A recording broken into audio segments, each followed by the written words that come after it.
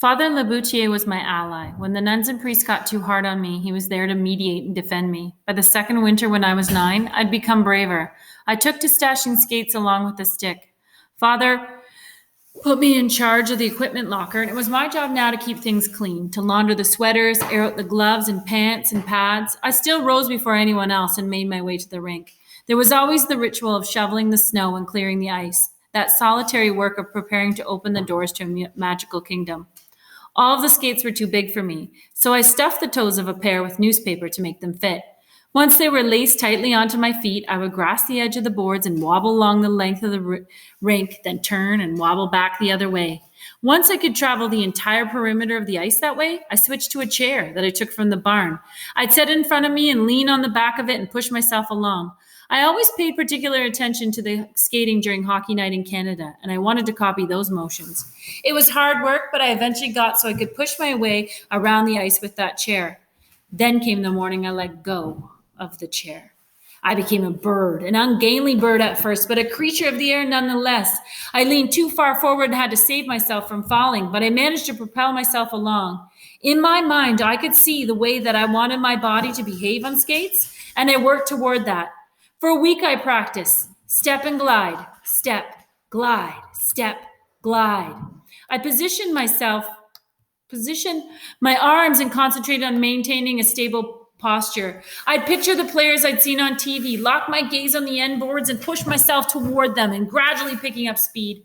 I saw myself making the turn at the far end, saw myself crossing my feet one over the other, leaning to the inside, dropping the inside shoulder some, lifting my elbows higher and inscribing a perfect arc around the curve of the boards. Saw it as though I had done it 100 times. And then I did it. I cut around the net and followed the line of the boards and broke out of that long curve and lifted my hand straight up in the air as I glided into the open flare of the ice.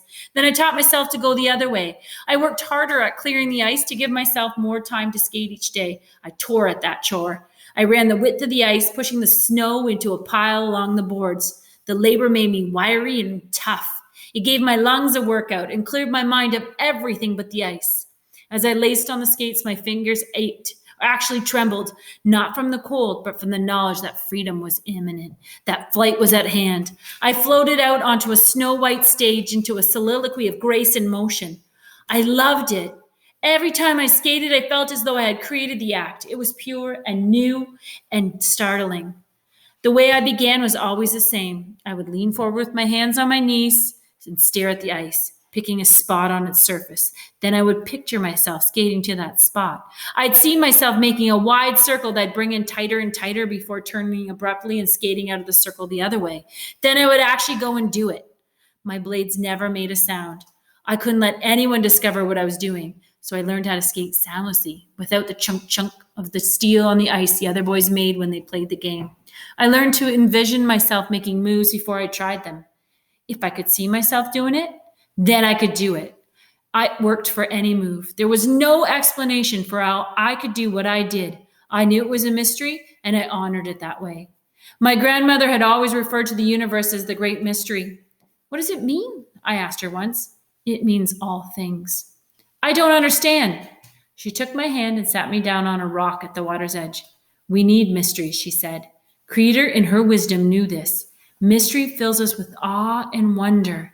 They are the foundations of humility, and humility, grandson, is the foundation of all learning.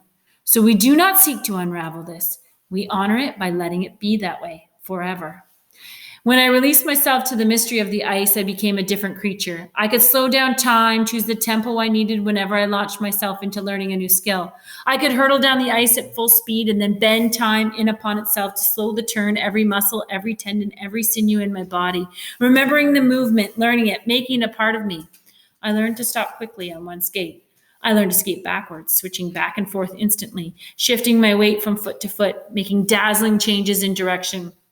I set up horse turrets in random patterns and learned to cut in around them from all sides. Every time I would envision the move and then make it happen. I reached out with all the love in my heart and let it carry me deeper into the mystery. Then I picked up the stick, using all the skills I've developed the winter before, to stick handle the horse turds around the ice.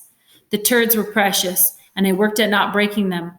I turned circles, first one way, then the other, until I can make them faster and smaller. I practiced driving off one skate into high speed, using as few strides as possible, balancing the turd on the blade of my stick. I shifted, I feinted, I faked. I raced across the ice with a silent swish of blades and cleared it of evidence as the turds broke with a short, sharp snap of my wrists. I kept my discoveries to myself, and I always made sure that I left the surface of the rink pristine. For the rest of the day, I'd walk through the dim hallways of the school, warmed by my secret. I no longer felt the hopeless, chill air around me because I had Father Laboutier, the ice, the mornings, and the promise of a game that I would soon be old enough to play.